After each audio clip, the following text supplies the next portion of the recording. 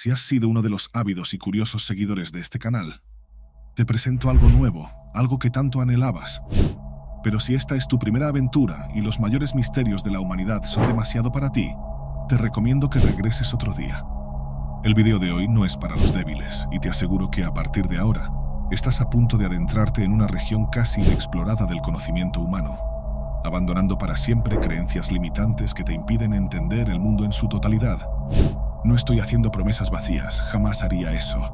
Haremos un largo viaje a través del tiempo y las costumbres de diversos pueblos para comprender la energía que moviliza la fe, los mesías que simbolizan días mejores y las contradicciones que surgen en el curso de la humanidad. Uno de los textos antiguos dentro del panteón de textos sagrados más curiosos y fascinantes es la Biblia etíope. Entonces, al menos por ahora, vamos a alejarnos de los conceptos del cristianismo occidental. No están completamente negados, pero existe una división estructural entre ellos. Mientras la Biblia sagrada del cristianismo utiliza parábolas para enseñar valores morales y adoctrinar, el ejemplar etíope hace uso del misticismo a partir de una literatura aún más vasta. Algunos libros presentes aquí no forman parte de la recopilación cristiana. Es el caso del libro de Enoc.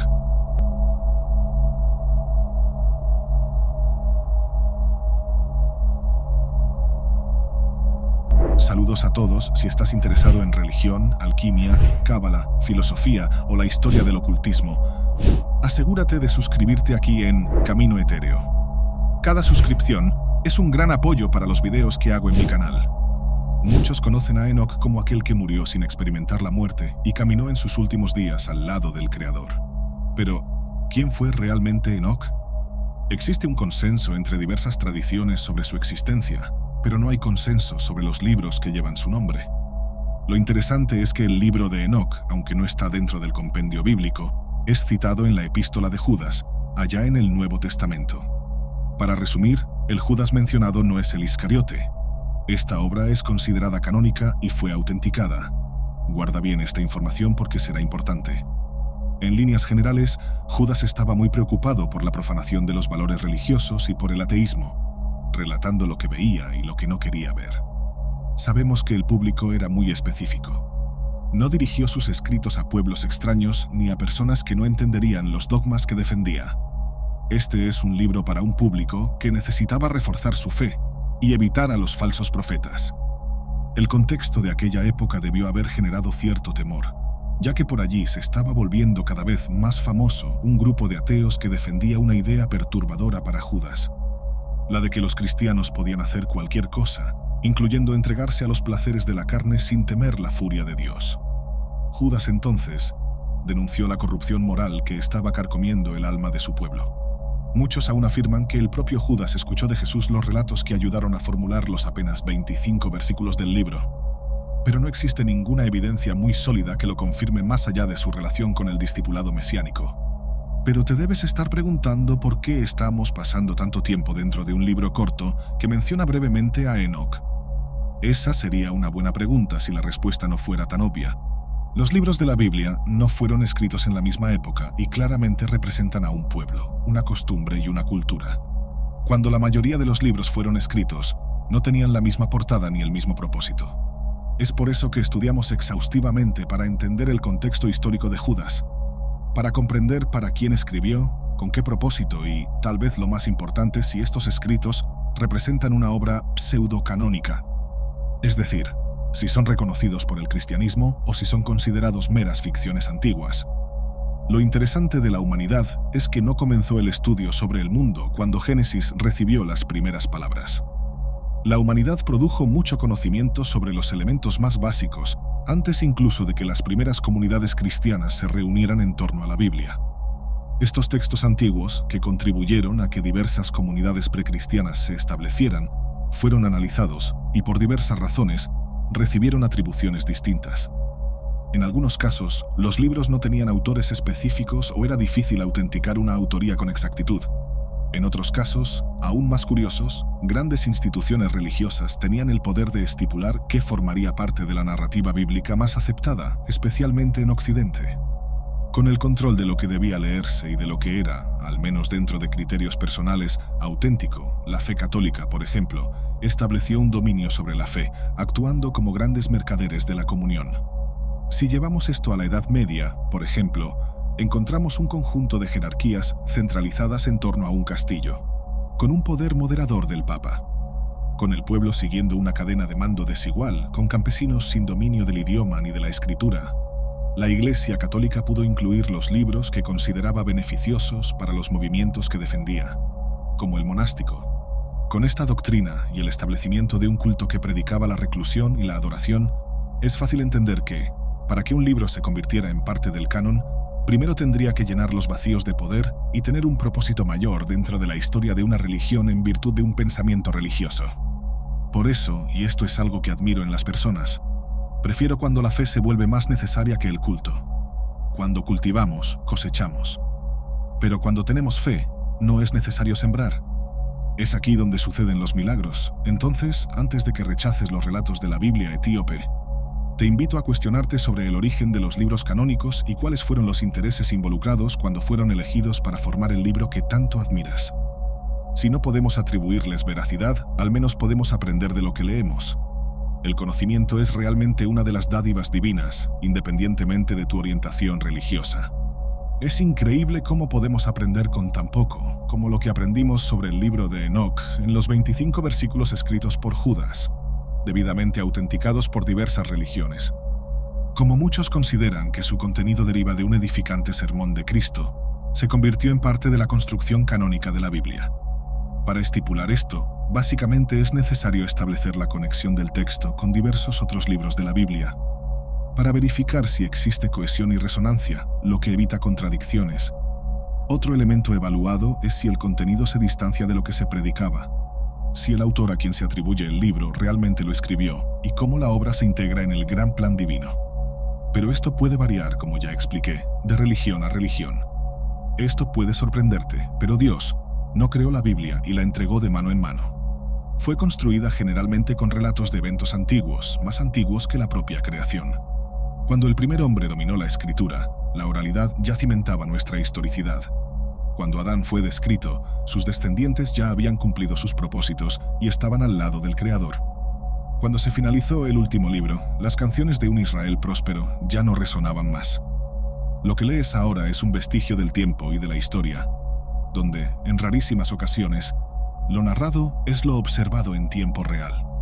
Especialmente cuando recurrimos al Antiguo Testamento, cuando la humanidad apenas comenzaba, solo tenemos fragmentos y una tonelada de interpretaciones. Entonces, lo que funciona para un pueblo, sea cual sea la razón, no funciona para otro pueblo. Y, de esa manera, el conocimiento sobre la espiritualidad humana pasa por una poda, estrechando nuestra comprensión. Pero la Biblia etíope siempre ha sido la más fascinante, al menos en mi opinión. Es completa. No tiene bifurcaciones ni intersecciones políticas. No solo crea un punto de ruptura con la tradición judeocristiana primitiva, sino que también crea un punto de acceso a través de los enigmas que propone. Para entender mejor el impacto del libro en el pensamiento religioso de su pueblo, vamos a pasar un tiempo investigando la institución que lo protege. La Iglesia Ortodoxa etíope no es una secta y ciertamente no surgió recientemente. Esta es una de las denominaciones cristianas más antiguas del mundo. Fue fundada por Felipe, el evangelista, uno de los 70 discípulos que recibieron de Cristo la tarea de difundir su evangelio, siendo mencionado incluso por Lucas, quien tenía la misma misión. Durante esa misión, Felipe bautizó a un hombre, un tesorero etíope, que tenía un particular interés en el libro de Isaías que Felipe llevaba consigo. Como se le pidió, además de bautizar al hombre, Felipe le instruyó sobre el pasaje. Esto fue necesario para que el pueblo etíope tuviera su primer contacto con los textos antiguos. Esa influencia permitió que el cristianismo se convirtiera en la religión nacional del pueblo etíope. Dentro de esa dominación, un hombre se destacó para que la propagación del cristianismo se extendiera aún más por la tierra. Estoy hablando de San Frumencio. Frumencio era griego. Su historia, de hecho, comienza cuando decide salir de su tierra con su hermano y naufragan en Eritrea, una región de África. Allí, por alguna razón divina, permanecen y alcanzan cargos oficiales inimaginables. En muy poco tiempo, lograron influir en las decisiones de la realeza. Uno de sus mayores logros fue conseguir que el emperador Ezana se convirtiera al cristianismo. Con esta nueva doctrina, necesitaban un obispo para Etiopía. ¿Y sabes quién fue convocado para esta misión? El propio Frumencio fue encargado de esta misión y, al regresar como obispo del pueblo que lo acogió, cambió su nombre a Abuna, convirtiéndose en un líder espiritual aún más influyente. Después de él, los líderes religiosos que ocupaban su posición comenzaron a recibir este nombre. Pero hasta 1959 eran elegidos por el Papa de Alejandría, quien representaba a toda África. Esto terminó en ese mismo año, haciendo a la Iglesia Ortodoxa Etíope independiente. Esta separación es muy importante para este pueblo, que ahora dependía exclusivamente de los dogmas que defendían y no necesitaban responder a un clero específico ajeno a sus costumbres. Con esta libertad, la Iglesia construyó una identidad propia que ya no reflejaba los intereses políticos y morales de un determinado pueblo, y las discusiones teológicas que dieron forma al entendimiento del cristianismo no contaminaron sus páginas. Considero este libro un ejemplar casi inmune al tiempo y a los engranajes sociales que se movían en Occidente, reflejando la belleza de la comunión que supone una relación íntima con lo divino. Es por eso que encuentro tan interesante la mención de Enoc. Enoc, además de ser el hombre que murió sin morir, también era bisabuelo de Noé. Forma parte de una larga tradición de patriarcas que tenían una comunicación íntima muy fuerte con Dios. Algunos de los profetas más amados por el cristianismo son parte de esta descendencia. El libro de Enoc, citado solo brevemente por Judas, muestra precisamente esta conexión del hombre con lo divino. Ya en la primera exploración tenemos a Enoc como mediador en el juicio divino de los ángeles caídos que corrompieron a la humanidad. Pero me estoy adelantando, así que voy a frenar un poco. El libro muestra en su primer capítulo un mundo vacío, o al menos poco poblado. Existe una jerarquía que se rompe cuando los vigilantes, los ángeles que se rebelaron, deciden abandonar al Creador y se casan con mujeres humanas. De esas uniones nacieron los gigantes, que representaban toda la corrupción moral que azotaba la tierra. Esta unión profana causaría un gran diluvio. Su narrativa, repleta de simbolismos, se volvió fundamental para la construcción del pensamiento religioso de la época, sirviendo como base estructural para toda una cadena de ideas que se sostendría poco después. No es casualidad que los temas que aborda en su ensayo inicial se hayan convertido en asuntos frecuentemente debatidos en otras obras canónicas de la Biblia. El equilibrio entre el bien y el mal, las descripciones de figuras demoníacas que poseían las almas de los infieles, la prevalencia de la fe sobre los impíos, las consecuencias del pecado y, sobre todo, el fin de nuestra propia existencia y el juicio de nuestros actos. Por eso considero el libro de Enoc un complemento o una anticipación de los temas que se abordan en el Nuevo Testamento, volviéndose indispensable para cualquiera que tenga interés en el cristianismo, sin quedar atrapado en etiquetas o en la comprensión de un dogma. Mira, como obra independiente, Enoc ya tiene un gran triunfo en sus manos. Al narrar figuras bíblicas sobrenaturales, toma prestado el tono profético de Apocalipsis, sin negarlo necesariamente.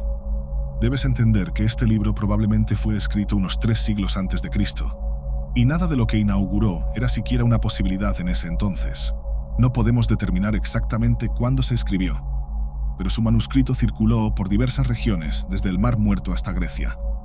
Además, fue escrito en varios idiomas distintos: latín, griego y copto. Gran parte del libro fue encontrada con los manuscritos del Mar Muerto, en la región de Qumrán, en la actual Cisjordania. Lo interesante es que el descubrimiento del manuscrito es relativamente reciente. Ocurrió en 1947. La historia es bastante peculiar. Un grupo de pastores, no los de la iglesia, sino los de ovejas, estaba buscando algunos animales que se habían perdido en la región. Esta búsqueda los llevó a una cueva. Allí encontraron jarras de cerámica antiguas y dentro de esos recipientes, papiros bien enrollados. Parecía un hallazgo de gran importancia y pronto pensaron en vender lo que habían encontrado. A pesar de la dificultad inicial, lograron encontrar a 2 personas dispuestas a pagar por los papiros: un obispo sirio de Jerusalén y un arqueólogo, dividiendo el material en 2 lotes. Después de ser autenticados en 1948, el gobierno de Israel adquirió ambos lotes, ofreciendo al obispo la mayor parte de las transacciones.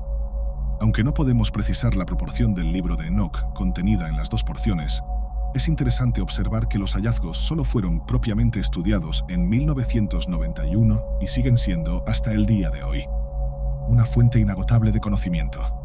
Los historiadores, de los cuales nos adentraremos en algunos más adelante, utilizan varios criterios para evaluar la procedencia de estos manuscritos. Obviamente, existe un estudio de la estructura física de estos pergaminos, del contexto histórico que describen y hasta del material en su composición. Por ejemplo, algunos pergaminos usan corcho.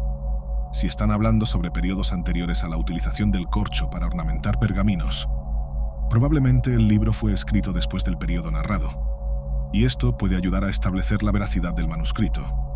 Entre las técnicas utilizadas para establecer la veracidad de los textos bíblicos, la del carbono 14 es la más interesante. Y antes de explicarla, permíteme hacer un breve repaso. Existe un debate vigente del cual todos formamos parte.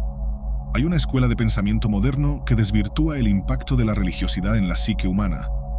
Por otro lado, existe una ciencia que busca desacreditar las especulaciones sobrenaturales, tratando los relatos bíblicos como ficción. Y, en el centro de estas cuestiones, surge una aún más urgente. La ciencia que niega la fe supone que el intelecto no es divino. Pero, como veremos en el ejemplo del carbono 14, el ser humano es infinito dentro de sus propias limitaciones facultativas. Y no existe limitación física para lo que podemos lograr. Piensa en los últimos 50 años y luego reflexiona sobre los últimos 100. ¿Sabes cuál es la diferencia? Nunca hemos producido tanto y nunca hemos tenido tantos recursos disponibles. El conocimiento que poseemos, de esta manera, no está restringido por la Biblia. Es ella la que señala hacia un discernimiento contemplativo, que no se sustenta solo en la naturaleza subjetiva. Es la sabiduría de Salomón la que le permite prosperar. Cuando Dios le concedió un deseo, el joven rey no lo dudó. Al optar por la sabiduría, reconoció que todo deriva del conocimiento. Es la puerta por la cual pasa la fe. Sin conocimiento, ningún dogma se sostiene, ninguna alma se define. El hombre se vacía, dejando de reflejar la imagen del Creador. Cuando Adán fue llenado con un fragmento de vida, un soplo divino en sus pulmones, no respiró sin la conciencia del aire, sin comprender las criaturas de la tierra. Dios susurró en su oído el misterio del mundo, el destino del pueblo. Y el primer hombre en pisar la tierra poseía un intelecto inédito. Y como venimos de él, como los seres evolutivos que somos, tenemos una capacidad casi ilimitada para manipular lo que nos rodea. Pero volviendo al test que confiere autenticidad a los libros considerados no canónicos, quiero dedicar un tiempo a hablar sobre esto para mostrar que, aunque no existan razones claras para que estos libros sean excluidos, hay evidencias de que son reales y que encajarían perfectamente dentro de una composición occidental. Negar esto es nadar contra la corriente, y en el caso que abordaré a continuación, sería como negar a la propia ciencia. Ya hemos reconocido, al menos hasta ahora, que el intelecto es un don divino. Toda materia orgánica en el mundo, cualquiera que sea, está cubierta por carbono. Si te perdiste esa clase de química, el carbono es un no metal con 4 electrones que forman enlaces covalentes. Además, tiene 3 isótopos, y el más importante es el carbono 14, el único radioactivo.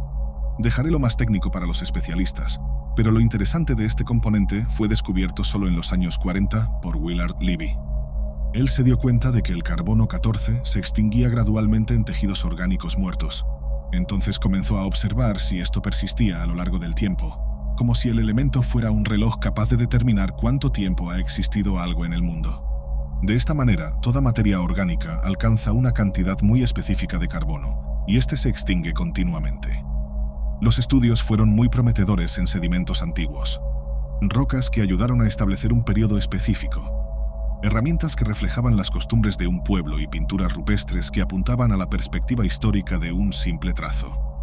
Para realizar este procedimiento, los científicos toman una muestra, y estamos hablando de miligramos. Aquí es donde entra el espectrómetro de masa, que organiza el porcentaje de átomos de carbono presentes en el material.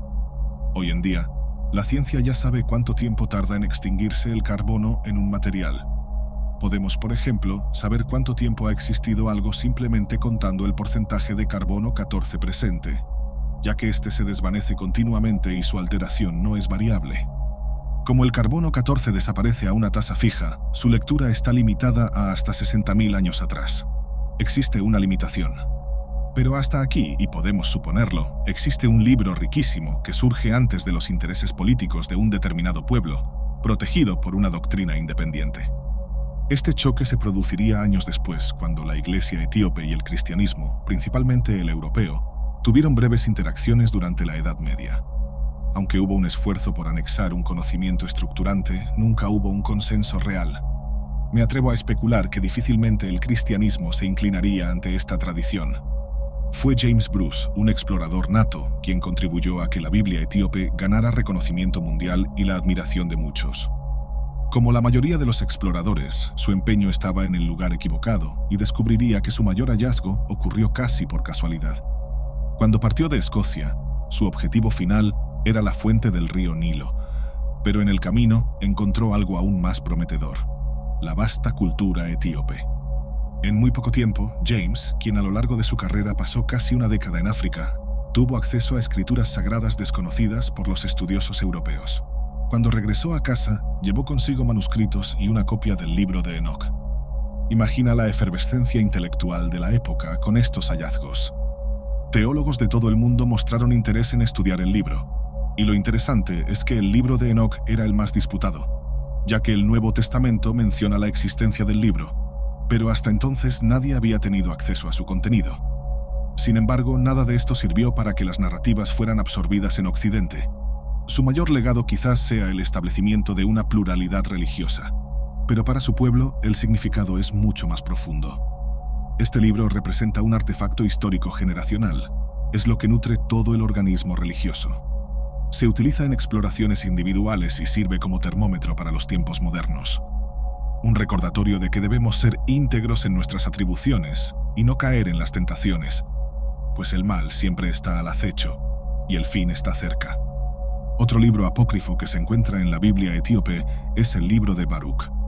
Este personaje bíblico, ahora del Antiguo Testamento, relata un periodo turbulento para el pueblo judío: el exilio después de la conquista babilónica. Sobre este periodo es bueno destacar algunos momentos interesantes que enriquecerán tu comprensión. En aquella época existía una guerra física y otra espiritual, y los judíos estaban perdiendo ambas batallas. Ahora puedes preguntarte cómo Dios pudo permitir eso. Si tienes paciencia, llegaremos a esa respuesta. Pero para resumir, Israel necesitaba renovarse, y el rey Nabucodonosor II, por su parte, quería expandir sus fronteras. Invadir Jerusalén se convirtió en parte de su estrategia bélica. Esta invasión está llena de simbolismo. Esta era la tierra del rey David, el epicentro de la tradición religiosa. Los escombros de los templos descansaban sobre una tierra que sería germinada por un pueblo renovado que, al regresar del exilio, ayudaría a establecer un nuevo pacto divino. Es precisamente durante este periodo de renovación que Baruch establece sus narrativas, mostrando la alternancia de poder, visiones sobre el futuro y revelaciones a las que solo él tenía acceso. Estas visiones tenían un fuerte aspecto apocalíptico, revelando tragedias inimaginables. Creo que este libro refleja muy bien el momento histórico y las principales preocupaciones de los judíos exiliados. Mira, cuando más necesitaban ayuda, Baruch los llevó en un viaje espiritual acompañado de ángeles que señalaban las direcciones que debían seguir y las que debían evitar, justificando que existe una justicia divina para el mal y el bien practicado en la tierra. Es un refuerzo para que su pueblo soportara el dolor y renovara su fe, para que entendieran que la razón del sufrimiento es la vida eterna, y que todo dolor es finito. Y lo interesante, espero que también lo hayas notado, es que la Biblia etíope no niega ninguna narrativa occidental, sino que simplemente absorbe otras fuentes. Pocas tradiciones religiosas poseen una herencia tan vibrante. Esto es algo que se puede observar incluso en las ilustraciones de la Biblia y en los adornos de la portada, mostrando una sinergia entre religión y arte. Es precisamente por eso que la Biblia no es solo un compilado. Su forma física representa una invitación a lo sagrado que debe ser reverenciada. Con su arte, el pueblo muestra al mundo sus colores y sus impresiones, sus creencias y rasgos. No es algo que deba leerse solamente, debe ser ovacionada, como el techo de la Capilla Sixtina de Miguel Ángel sigue siendo hasta el día de hoy. Hay otro libro escondido, este se llama simplemente Ascensión de Isaías. Isaías era un profeta y, como la mayoría de ellos, tenía visiones apocalípticas. Sin embargo, sus visiones no tenían solo un enfoque premonitorio, sino también un objetivo casi pedagógico. Esto es evidente en todas las narrativas sobre el fin de los tiempos, mostrando cuáles caminos llevan a la aniquilación y cuáles concederán la entrada en el reino de Dios. Porque el fin supone el inicio de algo nuevo. Mientras los pecadores se amontonan, los justos emergen. Saber cómo termina la historia nos permite anticipar nuestros pasos y evitar errores en el camino. Mientras los jinetes no toquen sus trompetas, podemos empezar de nuevo. Pero hasta aquí ha quedado claro que los libros adicionales hablan mucho sobre directrices morales, funcionando más como una extensión. Este no es el caso de otro texto presente en la Biblia etíope, el libro de los Jubileos. Es aquí donde todo se vuelve aún más interesante. Los relatos de este libro son tan ricos que la Biblia Sagrada parece un simple libro de bolsillo o un esbozo. El texto profundiza en los eventos narrados en Génesis, pasando por partes centrales de Éxodo. Pero no lo hace de cualquier manera. El texto traza un paralelo histórico y cronológico que abarca desde el inicio de nuestra civilización hasta el pico del monte Sinaí. El libro está dividido en jubileos, compuestos por periodos de 49 años, de donde proviene el nombre que da origen al libro. Tenemos una expansión más profunda, debates teológicos más fructíferos y una variedad de nuevas interpretaciones para pasajes bíblicos ya conocidos y discutidos. Si has leído la Biblia, recordarás que los primeros libros muestran el establecimiento de una nueva era, la primera de ellas. Para ser honesto, el pueblo carecía de reglas y valores. Por eso, grandes hombres fueron elegidos para ejercer ese papel pedagógico. El libro de los Jubileos no se aleja de estos temas, enfatizando directrices relevantes para el pensamiento judío y cristiano. Entre ellos se encuentran la importancia de la alimentación, el culto, la circuncisión. Esta observancia permitía una conexión más íntima con Dios, revelando que Él se manifiesta de maneras misteriosas para elevar a sus fieles. Pero no existe un libro más importante para la tradición cristiana etíope que el Kebra Nagast, o Gloria de los Reyes. Si piensas que este es otro libro que acaba creando un puente con Occidente, estás completamente equivocado. Este ejemplar representa una bifurcación. Es la herencia cultural etíope en su forma más pura. Con elementos que revelan una identidad particular, este libro une lo mejor de los textos antiguos, el surgimiento de nuevos pueblos, linajes renegados y uniones estratégicas que moldearon el curso de la historia. Al insertar la unión del rey Salomón con la reina de Sabá en su narrativa, la tradición etíope afirma que sus emperadores descienden de esta unión, estableciendo así al pueblo etíope como herederos de una tradición israelita. No basta con decir que este libro es altamente respetado. Este no es un mero texto religioso sobre hacer el bien o que te enseña a perseverar en medio del caos. Tiene un inmenso valor nacional, fundamental para la construcción religiosa de esa región. El Kebra Nagast realiza una intersección con un episodio narrado incluso en la Biblia, la visita de la reina de Sabá al rey Salomón. Es importante destacar que en la tradición occidental, esta visita se da a través de la fama de la sabiduría del rey, que se extendió a otros reinos, convirtiéndolo en una figura que despertaba curiosidad. Se estima que innumerables peregrinos y líderes se detenían para escuchar lo que Salomón tenía que decir. Y la reina de Sabá solo tenía un interés intelectual en mente durante su visita. Pero según la Biblia etíope, este encuentro resultó en una relación romántica, de la cual nació un hijo llamado Manelik. Volveremos a hablar de él en breve. Otro punto importante de este libro es la Arca de la Alianza, que ya he mencionado antes aquí mismo en el canal. Cuando Moisés levantó las tablas con los 10 mandamientos, instruyó la construcción de un arca. Esta arca contendría evidencias del éxodo de su pueblo, además de objetos que ayudaron durante la peregrinación. Es una pieza crucial para los israelitas. Aquí se guardaron el maná, la vara de Aarón y los mandamientos.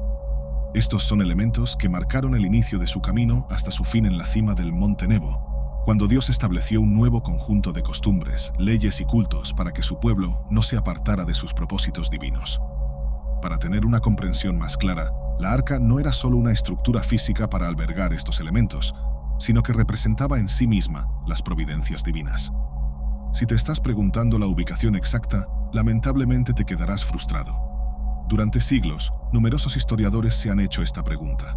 Algunos afirman que pasó de mano en mano durante las invasiones, regresando a Israel en algún momento de la historia. También existe un estudio que sostiene que durante la ocupación babilónica el artefacto fue destruido, mientras que otros historiadores creen que el pueblo impío que aún estaba en la ciudad durante la invasión la escondió en alguna cueva. Este sería un acto devoto de un pueblo que probablemente se volvió impuro a los ojos de Dios, tal vez como un último intento de redención. Creen que la arca fue protegida y permanece oculta hasta el día de hoy. No tenemos grandes pruebas que respalden ninguna teoría, y si no crees en la Biblia, tendremos aún menos evidencia de que esa arca realmente existió. Pero no es eso lo que la Iglesia Ortodoxa etíope afirma. Para ellos, la ubicación de la arca está íntimamente ligada al nacimiento de Manelik. Como prometí, vamos a explorar esta parte de la narrativa bíblica. Como sabemos, Salomón fue el padre de un hijo de la reina de Sabá, lo cual no sería necesariamente algo improbable. En Reyes, uno de los libros de la Biblia, Salomón es presentado como un rey casado con 700 esposas y con 300 concubinas. Y estas relaciones no solo tenían un aspecto romántico o matrimonial.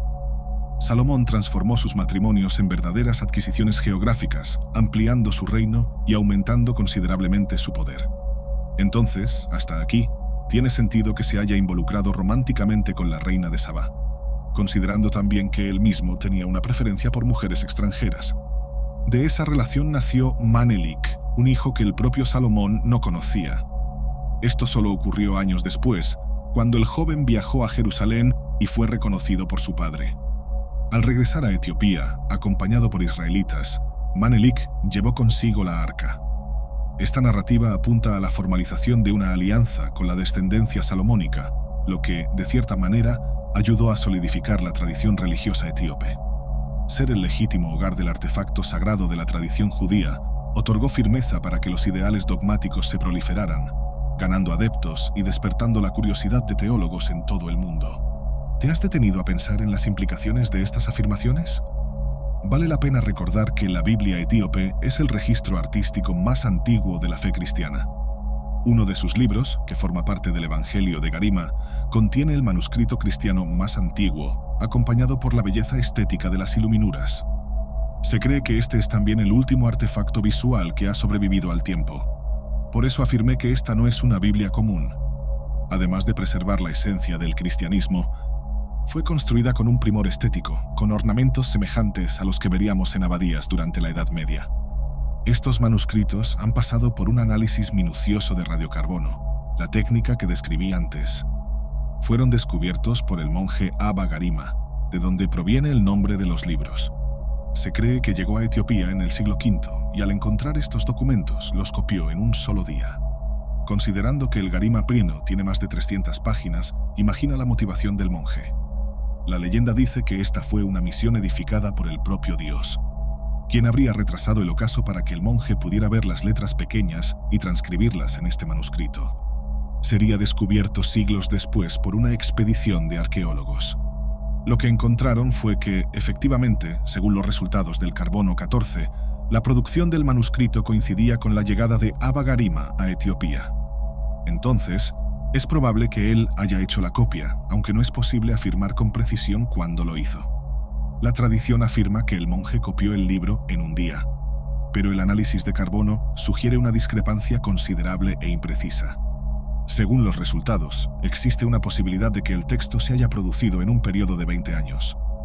Otro factor curioso es que el Ge-Ezecha, la lengua en la que está escrita esta Biblia, no es una lengua materna y fue cayendo en desuso gradualmente.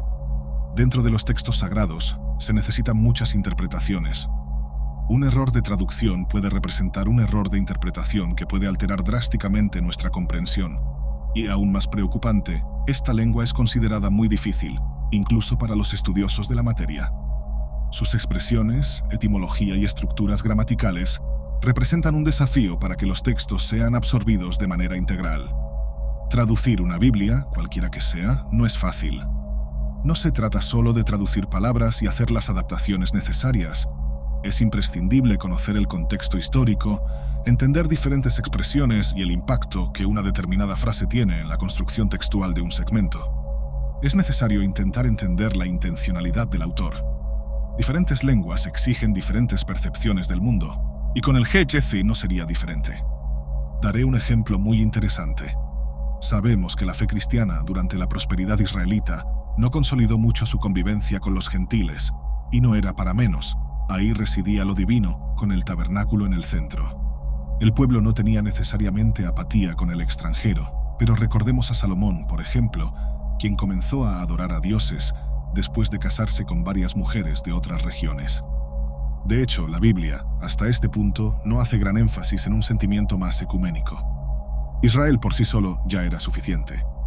Y, para todos los efectos, cuando Felipe, el evangelista, bautiza a un hombre etíope, muchos historiadores cuestionan si el hombre en realidad era etíope. Aquí entra un estudio más profundo sobre la tradición oral, cultural y lingüística.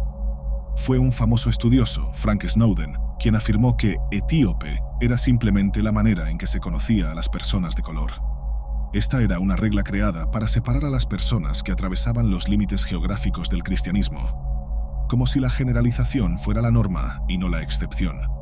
Si profundizamos aún más, descubriremos que la propia palabra etíope posee un significado aún más curioso y que respalda la complejidad cultural de los pueblos primitivos. Lo que sabemos es que etíope es un término griego usado para sintetizar a los pueblos de piel oscura. Entonces piensa en la complejidad que implica traducir cualquier artefacto, desde el libro más nuevo que acaba de salir hasta el más antiguo de los libros. Después, reflexiona sobre el propio universo lingüístico de tu cultura.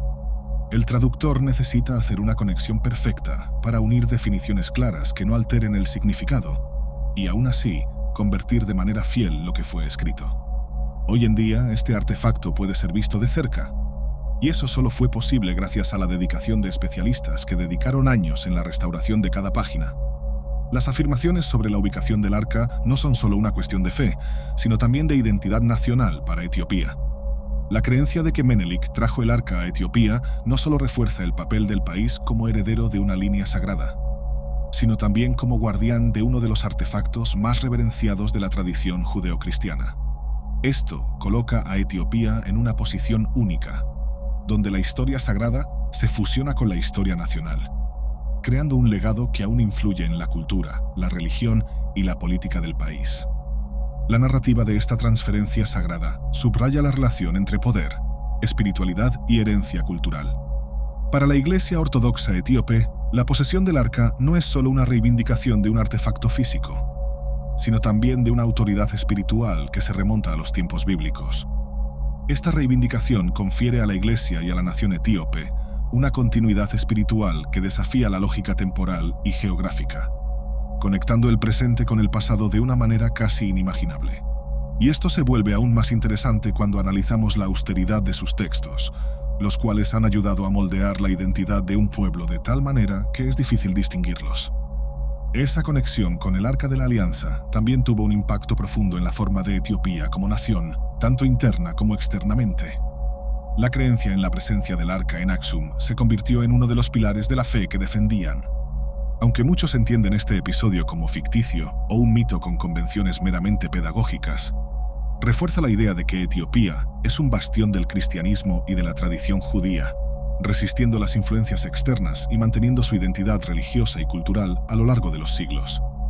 Esto crea una narrativa de resistencia y preservación que es central para la identidad etíope, especialmente en un continente donde muchas tradiciones y culturas fueron abruptamente alteradas o perdidas debido a la colonización y a la modernización desenfrenada. La propia preservación de manuscritos como el Evangelio de Garima es una prueba de la devoción religiosa y del celo cultural del pueblo etíope. La supervivencia de estos documentos a lo largo de los siglos a través de invasiones, guerras y numerosos fenómenos climáticos es prueba incontestable del compromiso de los monjes y de la Iglesia en proteger y venerar estos artefactos sagrados. Tal acto no representa únicamente un esfuerzo de protección física, sino también espiritual, garantizando que las palabras y la fe de los antiguos continúen viviendo e inspirando a futuras generaciones. El estudio de estos textos y la historia que llevan consigo también nos obliga a reevaluar nuestra comprensión del cristianismo y de la tradición judía. Etiopía, muchas veces vista como periférica en relación con las narrativas principales de estas religiones, se revela a través de estos documentos y tradiciones como un centro primordial y vital de fe e historia. La interacción entre la tradición oral, la escritura y las leyendas locales crea un compendio histórico que nos lleva desde la creación hasta la extinción de la vida, en una compleja aventura que desafía las narrativas simplistas y eurocéntricas, ofreciendo una visión más diversa y dinámica del desarrollo espiritual y cultural del mundo. Por eso, el tema de hoy no trata únicamente de un libro, y mucho menos sobre el significado de este artefacto para una cultura abnegada y resiliente. El objetivo de este video también es mostrar que las diversas culturas que orbitaban el continente africano poseían un potencial cultural, intelectual y religioso inmenso, que poco a poco fue corroído por procesos exploratorios que minaban el florecimiento de una identidad nacional. Pero existe una África precolonial que reside dentro de las 495 tribus que quedaron a pesar de las imposiciones europeas.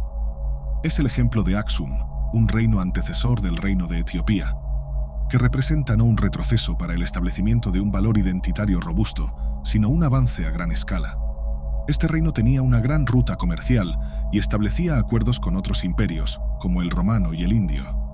Al adoptar el cristianismo, el impacto financiero en el comercio se hizo sentir, pero al mismo tiempo que perdían rutas comerciales y acuerdos voluminosos, crearon un diálogo religioso con Occidente que permitió una intercambiabilidad religiosa única. Olvida todas las convenciones que conoces sobre este continente. Cuando el imperio de Aksum estaba en su apogeo, las rutas marítimas se extendían hasta los límites de Ceilán, en lo que hoy es Sri Lanka. Su mayor socio comercial se convirtió en Egipto. Vale la pena destacar que en esa época también tenían el cristianismo como religión estatal. Cuando hablamos de la África precolonial, como lo ejemplifica el imperio de Aksum, estamos abordando una historia rica y muchas veces olvidada de civilizaciones avanzadas, con culturas y economías florecientes. Aksum no era solo un reino, sino un centro de poder que desempeñó un papel importante en las redes comerciales que conectaban Oriente y Occidente. La adopción del cristianismo por parte de Aksum no solo transformó la vida religiosa del reino, sino que también impactó sus relaciones comerciales y diplomáticas con otras potencias de la época. Esta decisión, que a primera vista puede parecer aislada, tuvo repercusiones que moldearon las dinámicas culturales y económicas de la región por siglos. La propia asociación con Egipto, otro bastión del cristianismo en esa época, ilustra cómo Aksum navegaba por las complejas aguas de la política y la religión internacional. Mientras que la conversión al cristianismo pudo haber tenido implicaciones económicas, como la pérdida de ciertos socios comerciales, también abrió nuevas puertas para alianzas e intercambios con otros estados cristianos. Este movimiento estratégico ayudó a consolidar la posición de Aksum como una potencia no solo económica, sino también espiritual, atrayendo tanto a peregrinos como a comerciantes. Es esencial al revisar estas historias deconstruir la visión simplista y frecuentemente estereotipada de África como un continente homogéneo y subdesarrollado. La historia de Aksum nos recuerda que África fue y sigue siendo un continente de gran innovación, resiliencia y riqueza cultural. Gracias por vernos. Si te interesó la breve historia del libro de Enoc, mira Anunnaki y Nephilim, la verdad bíblica sobre los creadores de la humanidad, donde exploramos con mayor profundidad sobre los vigilantes, como se mencionó aquí.